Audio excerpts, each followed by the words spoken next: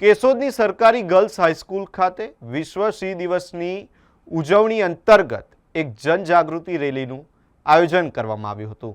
શાળાની મોટી સંખ્યામાં વિદ્યાર્થીનીઓ રેલીમાં જોડાઈ હતી। હાથમાં સિંહ સંરક્ષણના સંદેશાવાળા પ્લેકાર્ડ અને બેનરો સાથે સિંહ બચાવો વન્યજીવો બચાવો જેવા સૂત્રોચ્ચાર કરવામાં આવ્યા હતા।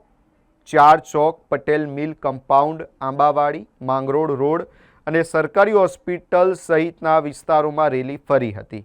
રેલી થકી એશિયાટિક સિંહોના સંરક્ષણ અને પર્યાવરણ જતનનો સંદેશ આપવામાં આવ્યો હતો। હું કટારા શીતલ કરશનભાઈ, હું ધોરણ 12માં અભ્યાસ કરું છું। મારી શાળાનું નામ સરકારી ગર્લ્સ હાઈસ્કૂલ કેશોદ છે। આજે 10 ઓગસ્ટ એટલે કે વિશ્વ સિંહ દિવસની ઉજવણી અમારી શાળામાં કરવામાં આવી હતી, જેમાં એક રેલીનું આયોજન કરવામાં આવ્યું હતું અને પ્રાર્થનામાં સિંહ દિવસ વિશેની શા માટે કરવામાં આવે છે એના વિશેની થોડી ઘણી માહિતીઓ અમારા શિક્ષકો દ્વારા અને વિદ્યાર્થીનીઓ દ્વારા કહેવામાં આવ્યું હતું।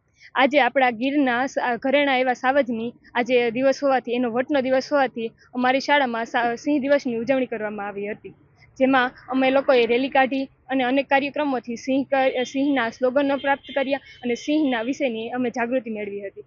સિંહને બચાવવો જોઈએ, સિંહ આપણું ઘરેણું છે એ વાત અમને આ શાળામાં દર વર્ષે સમજાવવામાં આવે છે।